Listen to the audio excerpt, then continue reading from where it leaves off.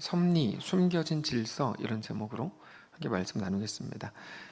오늘 본문은 아합 왕의 아들 여호람이 여호사밧 왕과 함께 이스라엘을 배반한 그 모압을 공격하는 과정이 나옵니다. 사실 이스라엘 역사상 북이스라엘 역사상 가장 강력했던 왕조가 오므리 왕조인데, 오므리와 오므리의 아들 그 아합 때입니다. 아합 때는 많은 나라들에서 이제 조공을 바칠 만큼 센 나라가, 국방력으로 센 나라가 됐고, 그러니까 아마 지금 시대의 나라를 평가하는 기준으로 보면 아합은 좋은 왕입니다. 되게 좋은 왕이고, 국방력 이런 게 이제 사실은 전무후무하게 굉장히 강력한 왕이었습니다. 아합 때가. 그래서 오늘 본문도 보면 아합 때까지는 모압이 이 북이스라엘에게 조공을 바쳤는데, 아합이 죽고 나서 이 사람 그 아들이 여호람이 왕이 된 이후에는 한 12년 정도 지났는데 조공을 바치지 않았다, 이렇게 돼 있죠. 그래가지고 이스라엘을 배반했기 때문에 전쟁을 한다, 이런 내용입니다. 여호람은 그의 아버지 아합보다는 신앙적으로 그나마 괜찮았다, 괜찮은 왕이었다, 이게 조금 인상적이고, 이스라엘 연합군이 당한 위기가 오히려 전화위복이 되어서 그것으로 인해 모압을 쉽게 제압했다, 이런 내용이 오늘 본문의 내용입니다.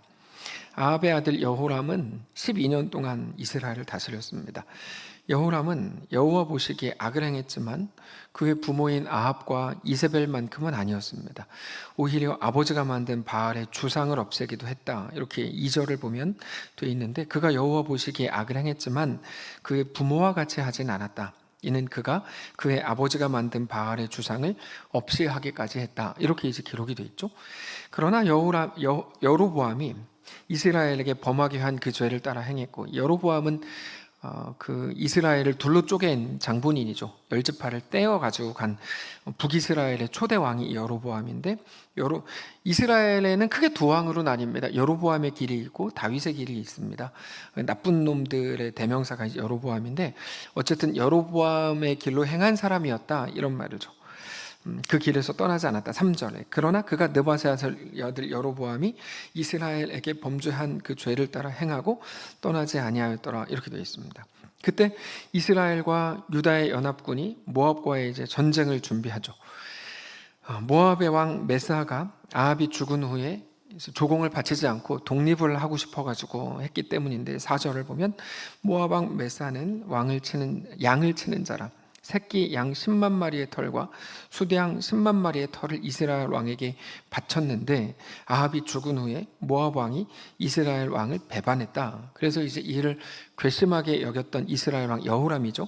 여호람이 유다의 여호사밧을 설득해서, 여호사밧은 아합이 전쟁 나가자 그럴 때도 나갔었는데, 이 사람이 진짜 바보 같은 사람입니다. 이 아들 여호람이 전쟁 나가자 그랬더니 또다시 또 전쟁을 하러 같이 가요. 6절에. 그때 여호람 왕이 사마리아에서 나가 온 이스라엘을 둘러보고 또 가서 유다의 왕 여호사밧에게 사신을 보내 이르되, 모압 왕이 나를 배반하였으니 당신은 나와 함께 가서 모압을 치시겠느냐 하니, 그가 이르되 내가 올라가리이다. 나는 당신과 같고 당신은 내 백성은 당신의 백성과 같고 내 말들도 당신의 말들과 같으니이다 하는지라.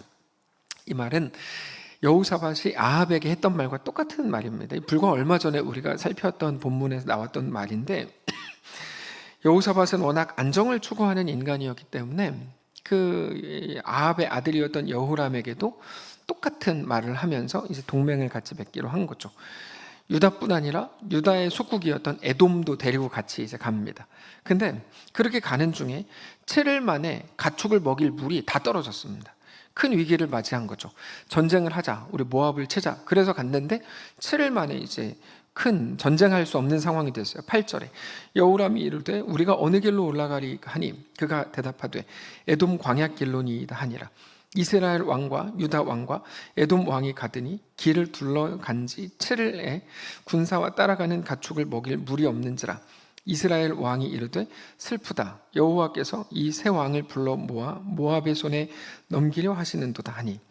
여기 나오는 이런 표현들이 아주 재밌는 표현들인데, 뭐냐면 자기들을 다 결정해 놓고 결과가 이제 마음에 들지 않자 하나님 우리를 망하게 하신다, 이런 겁니다. 우리도 자주 하는 거죠. 저는 사실 이번에 여름이 왔다고 생각해서 너무 행복했는데, 저는 지금 겨울인 것 같아서 자, 근데 하여튼 그렇습니다. 뭔가 내가 원하는 대로 일이 딱 안 되면 곧바로 뭐라 그러죠? 하나님 날 망하게 한다. 하나님 날 안 돕는다. 우린 자주 이렇게 생각합니다. 예. 상황을 가지고 자기들의 잘잘못을 판단할 수 있죠. 당연히 네가 이렇게 된 걸 보니 과거에 잘못했구나. 당연히 이럴 수 있습니다. 근데 우리가 신앙적으로 영적으로 잘 생각해 보면 지난 주일에 말씀을 드렸지만 우리 인생에는 원인보다 더 강력한 것이 있는데 그게 우리에게 대한 하나님의 목적이다. 이렇게 말씀드렸어요. 이 말은 정말 중요한 말이에요. 어떤 과거의 일 때문에 오늘 내 이런 상황이 됐다라고 하는 것보다 당연히 그런 게 왜 없어요? 당연히 있죠. 우리 인생은 직선으로 가거든요. 그러니까 이제 우리 지금의 인생을 보면 5년 전, 10년 전을 알 수 있고 직선으로 흘러갔던 걸 보면 큰 문제가 없고 큰 변화가 없는 한 5년 후, 10년 후도 그냥 그렇게 흘러갈 겁니다. 다 그렇습니다. 근데 그것보다 훨씬 더 중요한 게 뭐냐면 하나님이 하나님의 목적을 두고 행하신다는 것이 훨씬 더 강력하다는 거죠. 근데 하나님을 알지 못하면, 그러니까 하나님이 누구신지, 하나님은 누구시죠? 창조의 하나님이시고 죽은 자를 살리시는 분이고 무에서 유를 만드시는 분이고 완전한 불가능에서도 완전 새로운 것들을 만들어내시는 하나님이시죠. 하나님이 누구신지, 그리고 하나님이 어떤 분이신지, 특별히 우리를 어떻게 생각하시는지, 그냥 단지 네가 잘못했으니까 벌 받았어, 네가 잘했으니까 상 받았어가 아니고 하나님이 우리를 어떻게 대하시는지, 여러분 관계로 대하시죠. 자녀로 대하시고 백성으로 대하시죠. 그냥 하나님이 마치 상벌을 주는 기계처럼 야 네가 이렇게 했으니까 이렇게 했어. 그러니까 하나님을 그렇게 무시하는 게 아니고 우리와의 관계 속에서 하나님이 나를 대하신다. 우리에게 대한 어떤 목적을 가지셨는지를 알지 못하면 우리는 그저 모든 것에 대해서 하나님의 목적이라는 건 생각을 안 하고 과거에 대해 속에서의 원인을 찾는 데만 급급합니다. 굉장히 멍청한 일입니다. 이거는 그리스도인들이 사실 하는 것 중에 가장 멍청한 일입니다. 하나님이 누구신지를 모르는, 하나님의 인격을 모르는 거죠. 최소한 제가 저희 밑에 집 사람들을 대하는 것과 저희 집 아이들을 대하는 것은 다르죠. 왜 다르냐면 제가 치사한 인간이기 때문에 다릅니다. 제가 그래서 관계성 속에서 대하는 거죠. 우리 하나님이 우리를 어떻게 대하시고 생각하시는지를 알아야 합니다. 인간관계에서도 관계의 정도라는 게 있습니다. 관계가 깊으면 전혀 다른 해석을 합니다. 중요한 물건은 안 빌려줍니다. 근데 관계에 따라서는 얼마든지 빌려줍니다. 제가 장담하는데 나중에 예준이가 커서 고현 집사님 차 끌고 다닐 거예요. 누가 차를 빌려줘요? 안 빌려주죠. 근데 아빠는 빌려주죠. 이게 관계라는 거거든요. 단지 내가 이렇게 된 거를 보니까 하나님이 우리를 여기서 죽이려고 하시는구나 라는 이 말은 하나님에 대해서 잘 알지 못했기 때문에 하는 말입니다. 하나님의 목적은 우리가 생각하는 작은 하나의 결론과는 다릅니다. 지난 주일 오후에 말씀을 드린 것처럼 이번 사업 하나 잘 되게 해주시면 쥐 죽은 듯이 살겠습니다라는 그것들이 하나님의 목적일 수 없습니다. 그러니까 하나님이 생각해 보세요. 야 그래 너 말 잘했다. 안 그래도 네가 진짜 말이 많아가지고 내가 귀가 깨질 정도였어. 그러니까 너 말 못하도록 내가 이번 사업 잘 되게 해줄 테니까 너 죽은 듯이 살아. 여러분 하나님의 목적이 거기 있겠습니까? 우리 벙어리로 만들려고? 아니죠. 우리가 자녀가 좋은 대학에 가고 사업이 잘 되고 이번 일이 어떻게 되고 이 모든 것들은 정황에 관한 건데 정황과 상황 자체는 하나님의 목적이 되지 않습니다. 이해가 되세요? 근데 우리는 마치 그게 하나님의 목적인 것처럼 하나님을 자꾸 구슬르는 거예요. 근데 그거는 하나님의 목적일 수 없어요.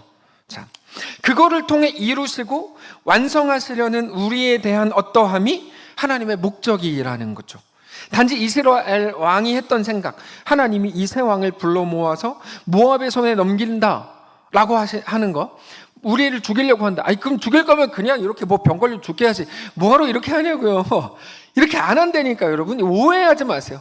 이번 일이 이렇게 된 거를 보니 거기까지 갈 것도 없어요. 뭐하러 거기까지 가요. 전능하신 하나님이. 안 그래요? 조금만 상식적으로 생각해도 이 사람 말이 얼마나 틀린 말인지 알 수 있어요. 그렇게 볼 때 목적이 아니라 원인, 자기들의 과거의 잘못이라든지 하나님이 자기들을 사랑하지 않는다는 것이 그 원인이라는 말인데 그렇지 않다. 이걸 알고 가야 된다는 거죠. 늘 말씀을 드리지만 우리의 모든 정황은 우리에게 목적을 두고 행하시는 하나님의 주권 아래에서 이루어집니다. 단지 이번에 내가 그렇게 된 거 보니까 더 좋은 대학에 붙여주실래나 보다, 이런 소리를 하지 말라고요. 이거는 할 수는 있는데 뭐 하는 건 자유니까요. 이런 것까지 막 못하게 하면 뭐 공산주의도 아니고, 이런 건 자유니까. 그러나 사실은 정상적인 신앙을 가진 사람이 할 수는 없는 말입니다. 네. 내가 이번에 뭐 서울대학 떨어진 걸 보니 더 좋은 미국 대학을 붙여주시려는구나. 맞지가 않아요, 그거는. 네.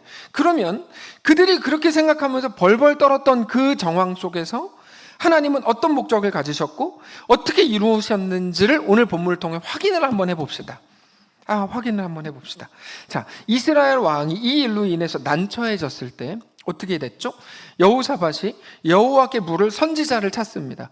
하여튼 여호사밧은 지난번 아합 때도 그런데 하여튼 자꾸 선지자를 찾아요. 그때 이스라엘 왕이 신하들이 엘리사가 있다 이렇게 이제 말해가지고 알게 되고, 그 길로 이스라엘 왕과 여호사밧과 에돔 왕이 그에게 내려갑니다. 11절 보시면 여호사밧이 이르되 우리가 여호와께 물을 만한 여호와의 선지자가 여기 없느냐?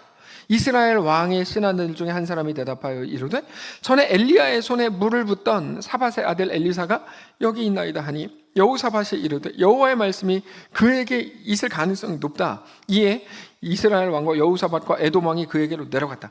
그렇게 여호람과 여호사밧은 엘리사를 만나게 됩니다.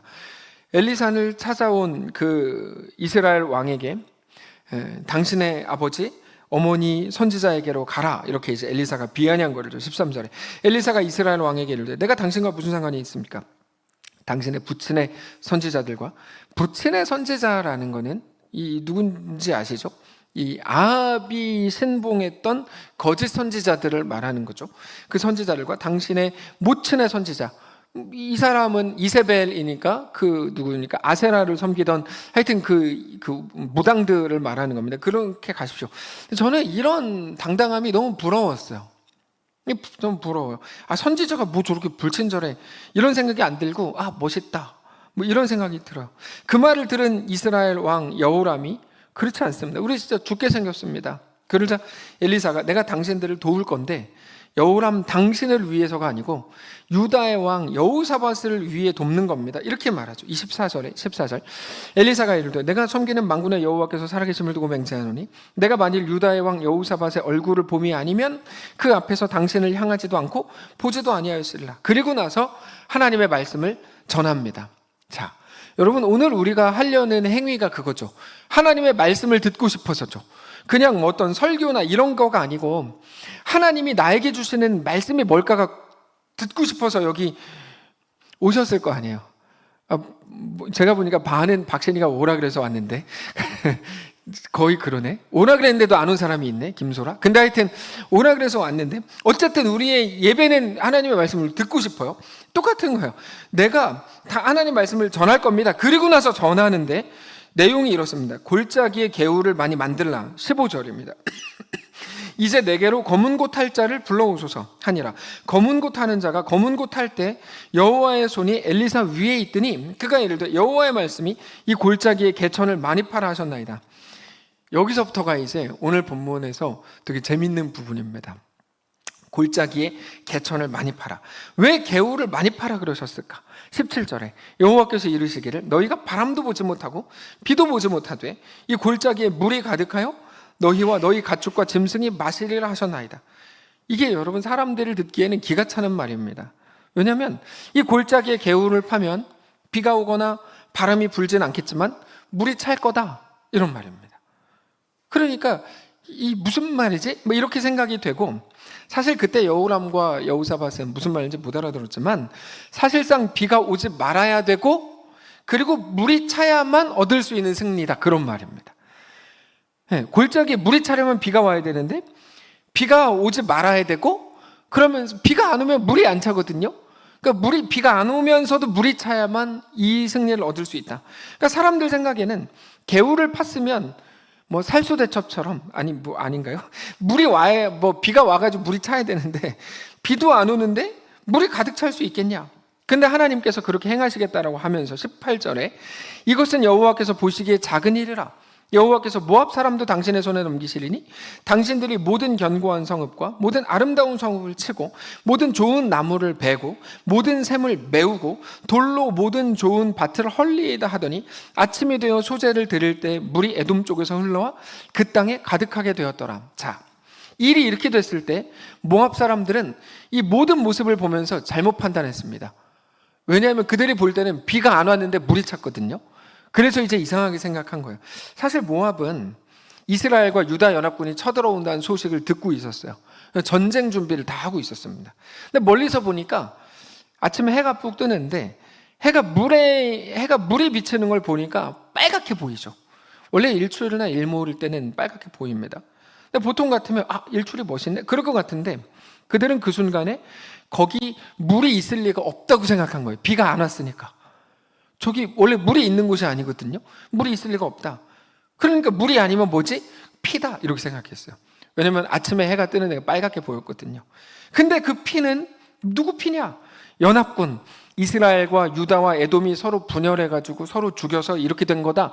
이 사람들이 이렇게 생각했어요. 그래서 모압의 군인들이 기회다. 그래가지고 무장을 해제하고 일단 노력하러 달려갔습니다. 22절에 아침에 모압 사람이 일찍 일어나서 해가 물에 비침으로 맞은편 물이 붉어 피와 같음을 보고 이르되 이는 피라. 틀림없이 저 왕들이 싸워 서로 죽인 것이로다. 모압 사람들아 이제 노력하러 가자 하고 아까 우리가 성경 봉독할 때 이런 내용인지 모르셨죠?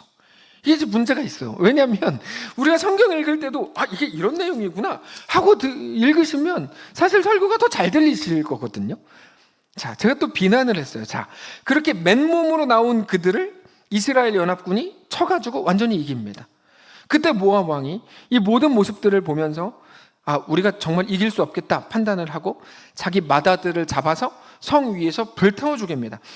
왜 불태워 죽이냐면 이건 이방 종교에서 했던 인신제사입니다. 간절함의 표시죠. 자기 아들을 죽일 만큼의 간절함을 보면 신이 감동할지도 몰라. 그럼 그 소원을 들어줄지도 몰라. 이렇게 믿었기 때문입니다. 이 모든 모습을 본 이스라엘이 너무 당황스러워서 그냥 집으로 돌아갔다. 이게 오늘 본문입니다. 어차피 전쟁에서 이겼고 모압의 왕이 될 사람도 죽었으니까 돌아간 거죠. 27절에 이에 자기 왕위를 이어 왕이 될 맏아들을 데려와 성 위에서 번제를 드린지라 이스라엘에게 크게 경노함이 임하매 그들이 떠나 각기 고국으로 돌아갔다. 자, 이스라엘이 원하는 대로 하나도 된 게 없습니다. 하나도 된 게 없어요. 근데 결국은 승리했죠. 이게 놀라워요. 이스라엘이 원하는 건 자기들이 힘을 가져서 그 힘으로 누르는 건데 그게 되지도 않았고 그러면 개울을 팠으면 비가 내려와야 되는데 그런 것도 안 됐고. 여러분 우리가 원하는 대로 하나씩 가야만 마지막에 비로소 승리할 거라고 우리는 믿습니다. 그게 매일 우리의 기도 제목이 되죠. 마지막 그림을 하나 정해놓고 그 모든 과정에 대해서 하나님한테 다 제시하죠.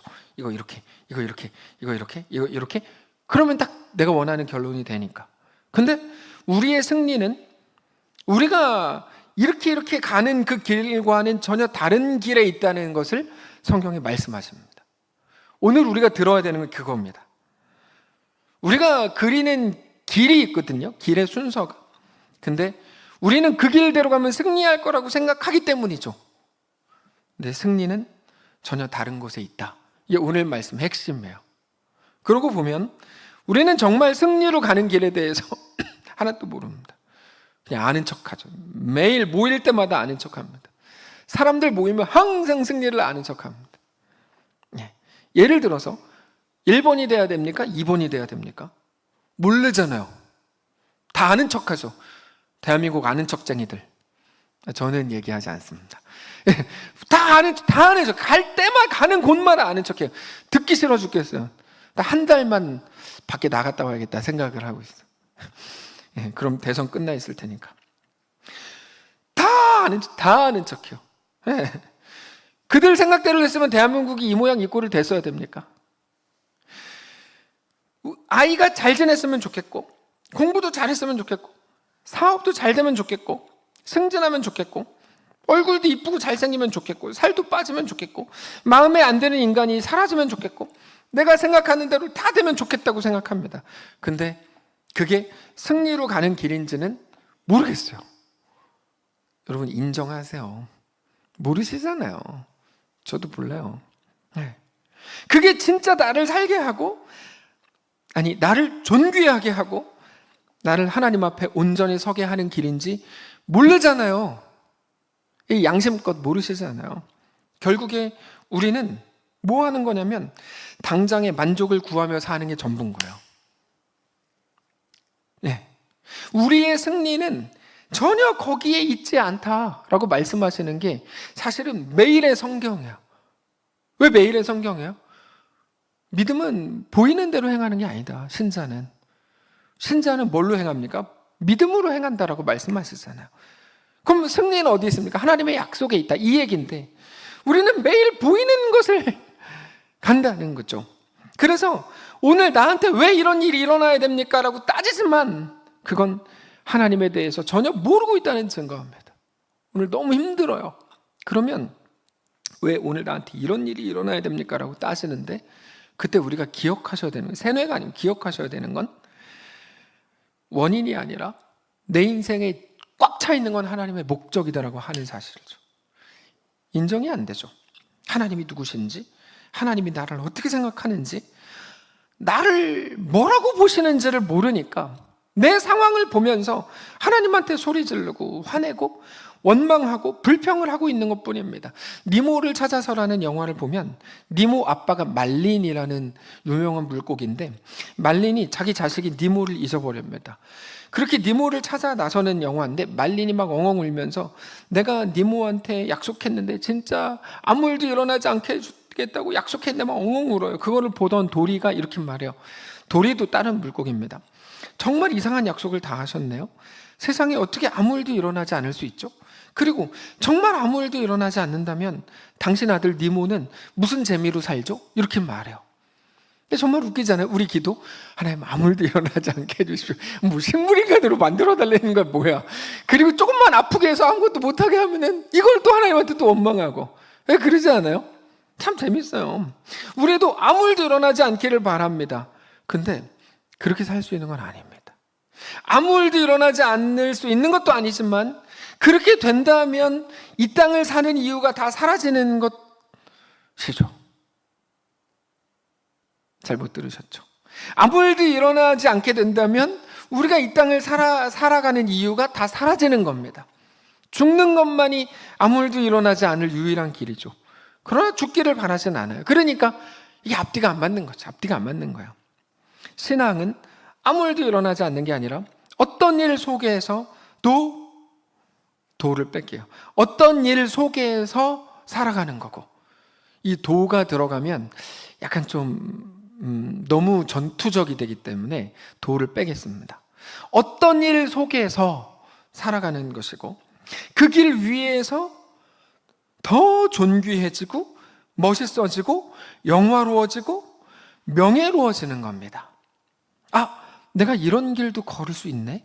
아, 내가 이렇게 컸네? 그러면서 그 길 위에서도 넉넉하고 행복하게 살아보는 것, 그게 신앙의 능력이죠. 오늘 본문을 보면 진정한 승리가 눈에 보이는 것들에 다 가려져 있었어요. 그러니까 승리는 가려져 있었어요. 그 말은 뭐냐면 보이는 것밖에 안 보였다 이거죠. 승리는 가려져 있었어요. 심각하게 준비하고 진행되던 전쟁이 생각지도 못했던 문제, 여러 가지 문제들이 있었습니다. 뭘로 시작합니까? 물 부족 문제로 시작하잖아요. 오늘 본문에서. 오늘 본문에 나오는 내용인데 여기 몇 절입니까 이게?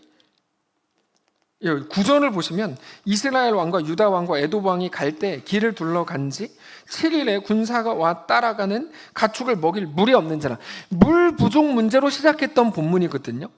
그리고 땅 팠는데 그럼 비가 와야 될 거 아니에요. 근데 비가 안 왔어요. 그럼 뭡니까 이게? 그러니까 다 물 문제로 계속 간 거예요, 오늘 본문이. 근데 하나님의 도우심으로 물 문제가 해결될 뿐 아니라 동시에 그 물이 아침 태양에 비쳐서 상대가 볼 때 피처럼 보였기 때문에 모압의 병사들이 착각하고 이로 말미암아 쉽게 모압이 제압될 수 있었다. 뭐 이런 내용입니다. 누군가는 비가 와야 된다. 근데 사실은 비가 오면 안 되는 거였죠. 맞죠? 비가 왔으면 모압 사람들이 볼 때 비가 와서 물이 찼다 이렇게 생각한다니까요. 근데 비가 안 왔기 때문에 피다 이렇게 생각했던 거예요. 비가 안 왔는데 빨갛게 됐다. 피다. 근데 그거를 모르는 이스라엘 사람들은 물이 없으니까 나 죽는다. 왜 여기서 우리를 죽이냐? 소리를 지르고 슬퍼하고 아우성을 치죠. 그러나 그곳에 물이 없었기 때문에, 그곳이 워낙 물이 없는 곳이기 때문에 모압이 속았던 거죠. 물이 워낙 없는 곳이니까 피다, 이렇게 된 거거든요. 여러분, 세상이 어떻습니까? 온통 우리가 원하지 않는 일들로 꽉 차 있는지도 모릅니다. 누구는 아프고 누구는 아프고, 뭐 마음이 아프고 몸이 아프고 머리가 아프고, 하여튼 우리는 다 아픕니다. 원하지 않는 일들로 꽉 차 있죠. 우리 보이는 것들은 그것들이에요. 예전에 밍크고래 29톤짜리를 잡아서 누가 이제 유통을 했습니다. 이게 40억이래요. 시가 40억. 근데 이게 이렇게 고래는 유통하면 안 되잖아요. 근데 나중에 알고 보니까 앞에서는 경찰이 그 사람을 잡아들이고, 뒤에서는 압수한 밍크고래 고기를 이제 돈을 받고 이제 다시 돌려줬어요. 그 사람들은 어쨌든 팔아먹었대요. 그나마 우리는 양반이에요. 캄보디아 경찰, 얘네 웃겨요. 불법 닭싸움을 단속을 하는데 92마리의 닭을 빼앗아가지고, 닭싸움을 벌였던 주인들은 집행유예로 풀려났는데 92마리의 닭은 도살하기로 결정을 했어요. 뉴스에 나왔어요. 그래야 이 사람들이 닭싸움을 못할 겁니다. 그리고 나서 캄보디아 경찰들을 잡아먹었대요. 도살하고 나서. 그러면 그냥 원망하고 남들처럼 욕하고 끝날 건가? 내가 상태가 안 좋고, 뭐 눈에 보이는 게 이렇고, 아니면 요즘 많이 하는 것처럼 뭐 투쟁해야 되나? 꼭 어떤 사건이 아니라고 해도 오늘 본문이라 그러면 물 없음이 고통이고 위기죠. 물이 있었다면 전쟁에서 승리할 수 있었을지도 몰라요. 처음에 이렇게 가다가 물이 없어가지고 시작된 문제니까 물이 있었으면 승리했을지도 몰라요. 아무도 모르죠. 모르는데 일단 물이 있기를 바랬으니까 물이 없다고 하는 이 현상을 보면서 망했다, 죽었다, 저주다, 재앙이다, 이렇게 쉽게 판단하는 겁니다. 근데 그들이 승리할 수 있었던 건 물이 있었기 때문이 아니라 물이 없었기 때문입니다. 여러분, 이게 무슨 말인지 아시잖아요?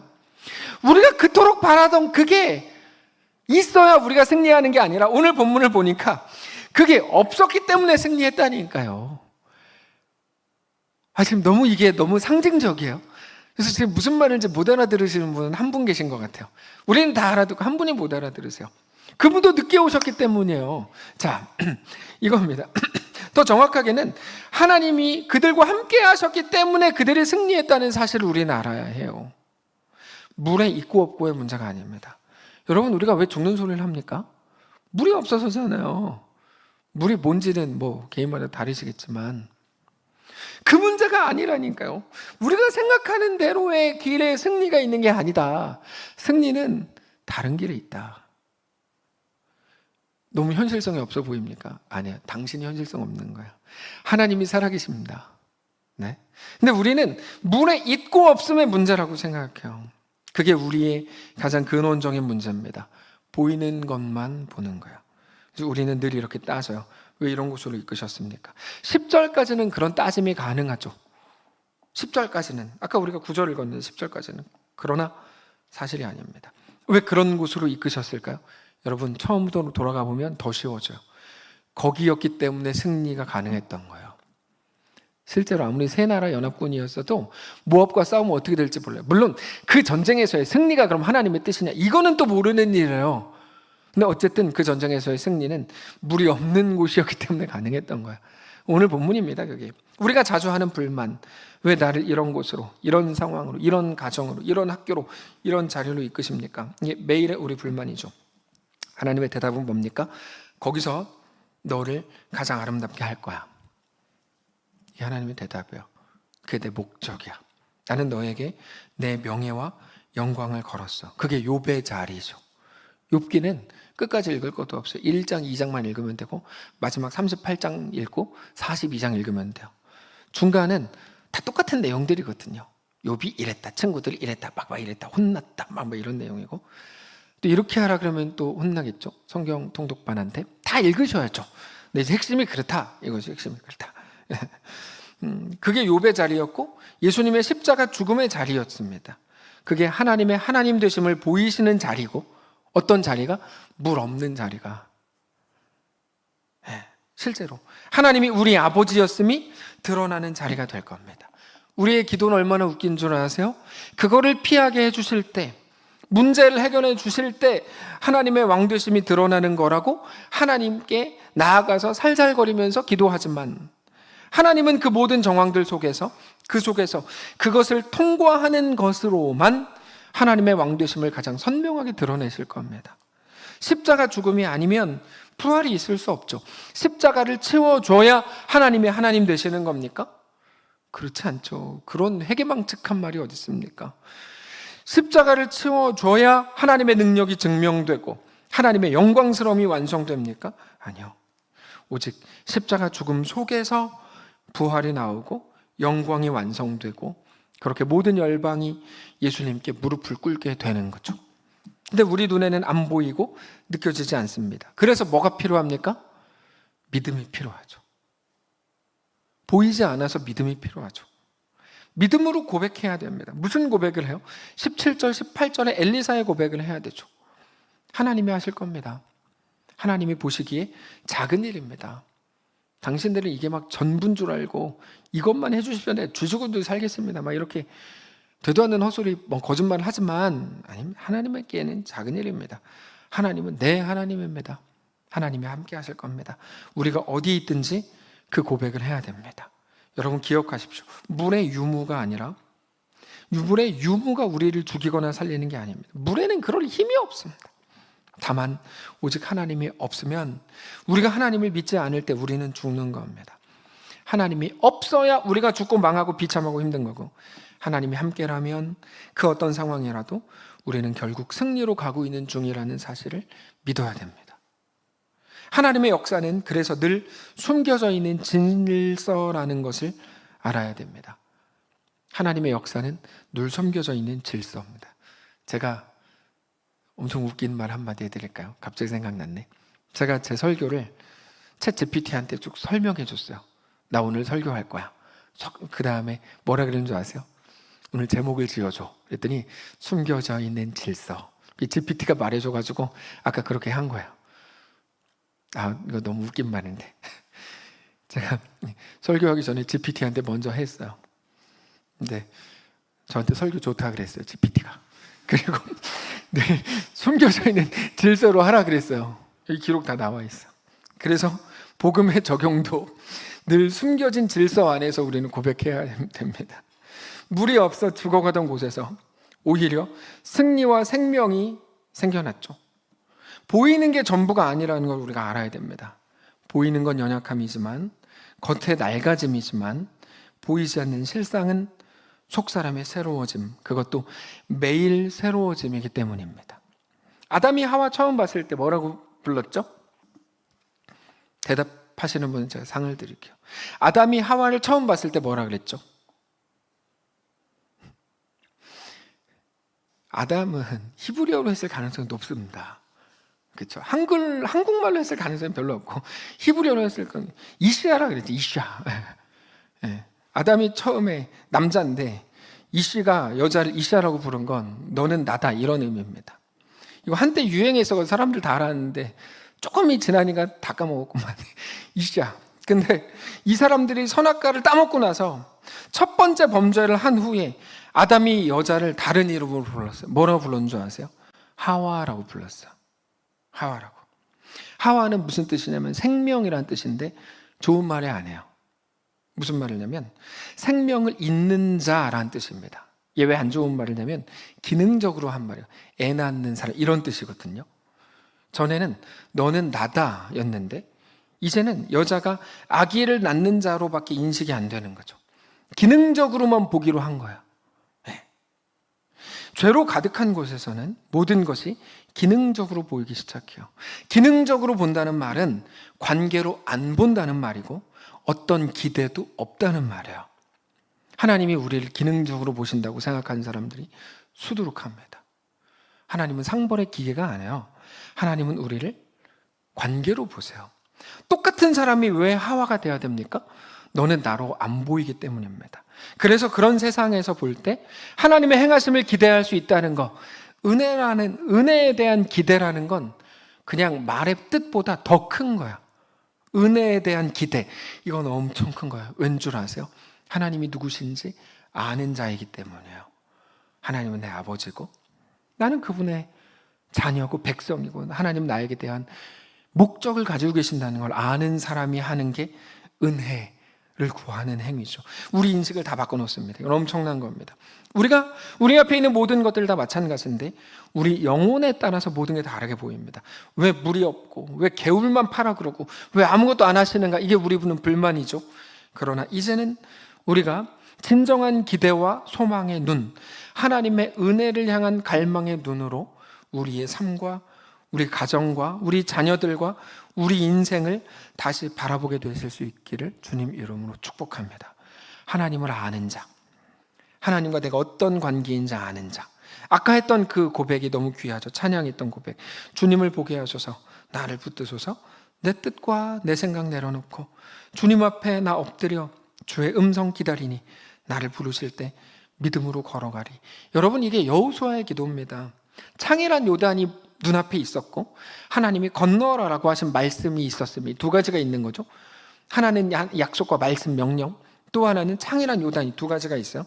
그때 여호수아가 그 문제를 가지고 가서 하나님께 기도합니다. 무슨 기도했을까요?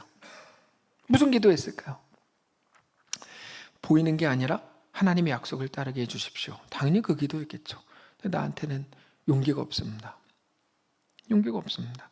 현실이 그렇지 않으니까 무섭습니다. 이거 어떻게 건넙니까? 근데 보이는 게 아니라 하나님의 약속을 따르게 해주십시오. 하나님을 신뢰하게 해주십시오. 그 끈질긴 기도의 결과 여호수아는 비로소 일어나서 백성들에게 3일 안에 외친다라고, 3일 안에 건넌다라고 외치죠. 보이는 것과 약속 사이에서 하나님의 행하심을 믿기로 한 겁니다. 그 후에 어떻게 됐는가는 중요하지 않습니다. 왜냐하면 하나님의 몫이거든요. 우리가 할 일은 믿음을 붙드는 겁니다. 아마추어와 프로의 차이가 있죠. 아마추어는 잘하냐 못하냐가 아닙니다, 여러분. 아마추어와 프로의 차이는, 아마추어는 재밌어야 하고 프로는 해야 되니까 하는 거죠. 먹고 살아야 되니까 그거 재미없고 힘들어도 합니다. 우리의 신앙 여정은 취미로 하는 아마추어가 아니라 프로처럼 해야죠. 인생을 걸어야 됩니다. 근데 지금 시대의 많은 성도들은 신앙을 진짜 아마추어처럼 합니다. 진짜 아마추어처럼, 동호회처럼 합니다. 하다 기분 나쁘면 안 하고 불편하면 안 하고 생명을 걸지 않습니다. 우리는 생명을 걸어야 됩니다. 우리의 존재의 이유를 거기에 걸어야 되고 하나님의 살아계심, 하나님을 믿는 일, 하나님의 왕되심을 고백하는 일에, 여러분 지금 이 문장은 진짜 엄청 멋있는 중요한 문장입니다.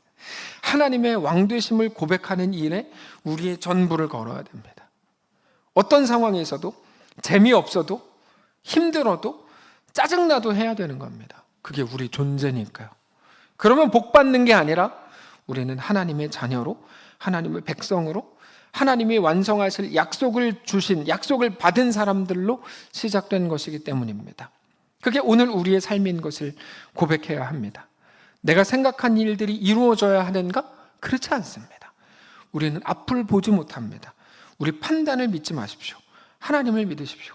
하나님이 우리 왕이신 것, 우리를 사랑하시는 것, 우리를 위해 그 아들을 주신 것, 우리에게 모든 것을 거신 것, 우리를 완성하실 것을 믿으십시오. 특별히 우리 신앙을 돌아보십시오. 하나님의 섭리, 하나님의 역사는 숨겨진 질서 속에 있다는 이 말을 깊이 묵상하십시오. 하나님의 은혜는 우리의 생각과 다른 곳에서 얼마든지 일어날 수 있다는 것을 기억하십시오. 항상 그렇습니다. 왜 중요할까요? 오늘의 인생이 그렇기 때문입니다. 오늘 본문이 우리에게 하시는 그 말씀을 들으십시오. 우리는 보이는 것만 보지만 하나님의 이끄심과 이루심은 보이지 않습니다. 그래서 늘 믿음을 요구합니다. 믿음을 가지십시오. 그렇게 어떤 상황 속에서도 오직 하나님의 은혜를 향한 갈망의 눈을 가져서 우리 삶을 다시 한번 바라보고 오직 십자가를 통해 하나님의 우리에게 대한 사랑을 확인하는 우리 모든 성도들 되시기를 바랍니다. 찬양합시다. 아까 했던 찬양입니다. 나의 주님께 찬양 드리며 그 크신 사랑 주 임재 감사하네.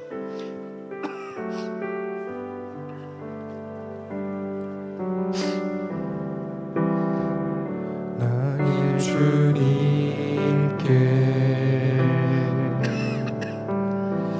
찬양 드리며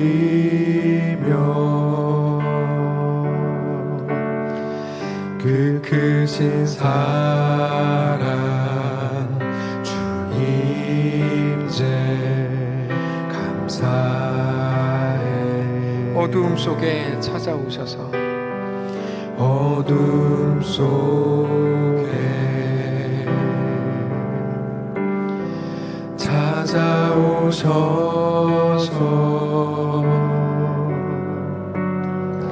주님의 영광 보게 하시네. 의심하는 나를 손 내밀어 의심하는 나를 손 내밀어 잡아주시네. 두려운 맘 내려놓고 주 바라봅니다.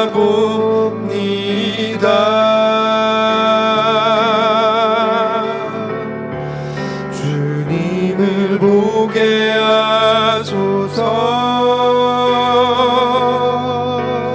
나를 붙드소서. 내 뜻과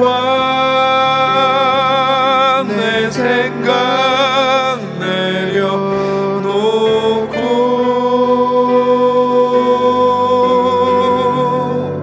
주님 앞에 나 엎드려 주의 음성 기다리니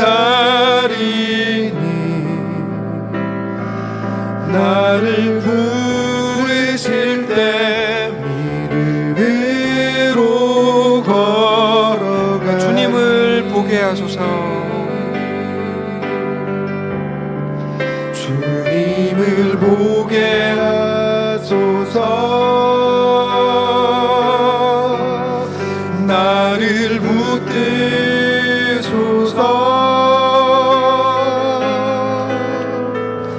내 뜻과 내 생각 내려놓고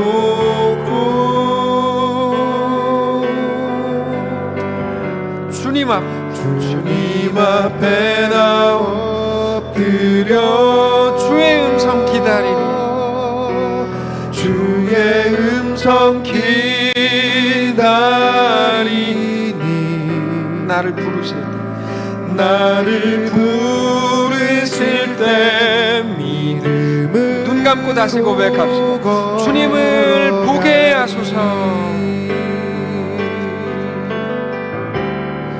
주님을 보게 하소서. 나를 붙드소서. 나를 붙드소서. 내 뜻과 내 생각 내려놓고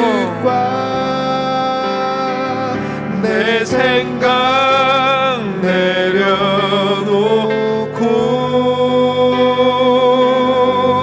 주님 앞에 나 엎드려 주님 앞에 나 엎드려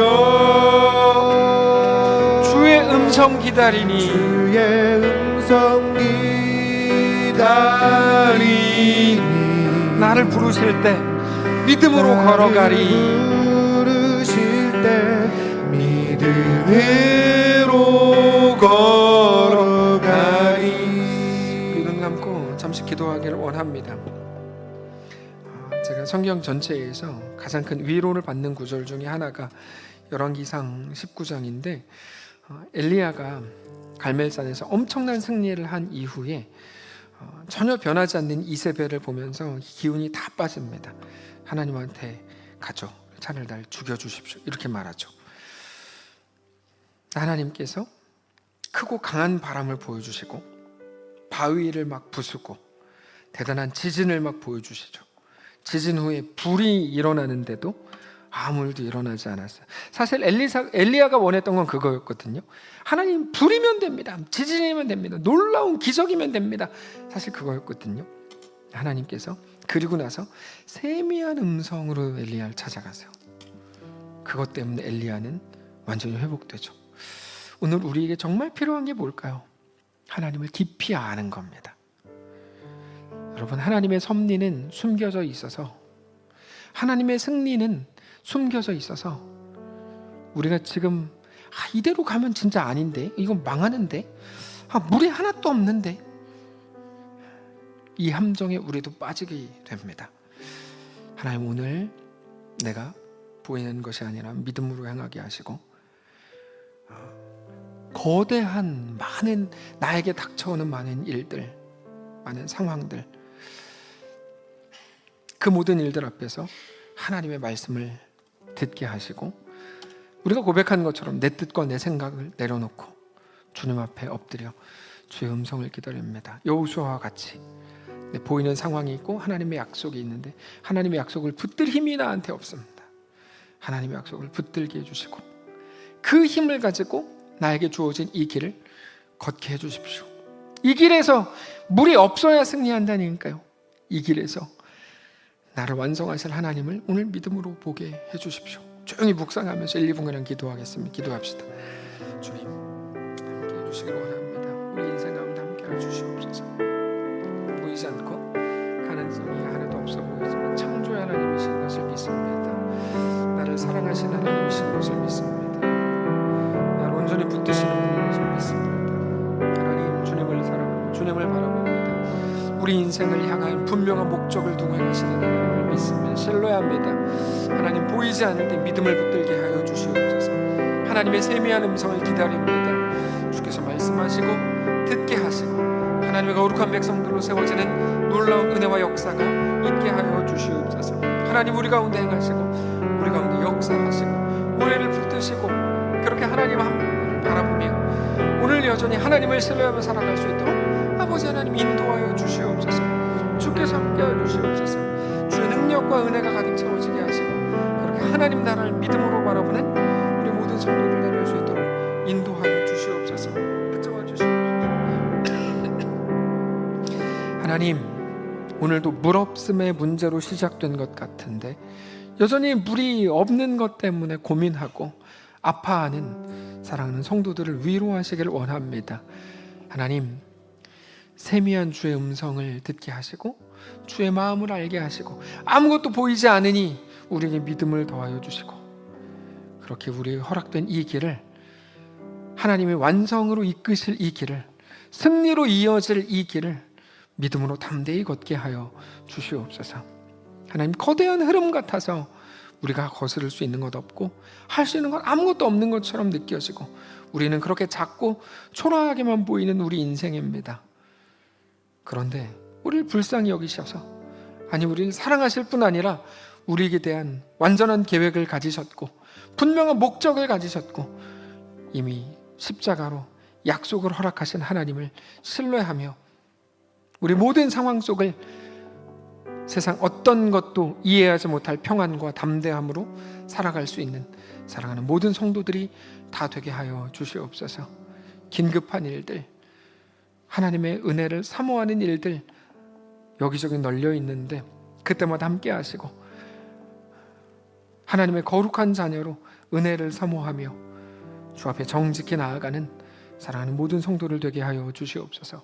몸이 연약하고 마음이 무너지고 여러 가지 시련과 형편 가운데 힘겨워하는 성도들이 있습니다. 주님 찾아가셔서 붙드시고 하나님께서 주의 말씀을 들리게 하시고, 그렇게 성령의 놀라운 역사가 그들의 마음 속에서, 심령 속에서 시작되는 거룩한 은혜가 있게 하여 주시옵소서.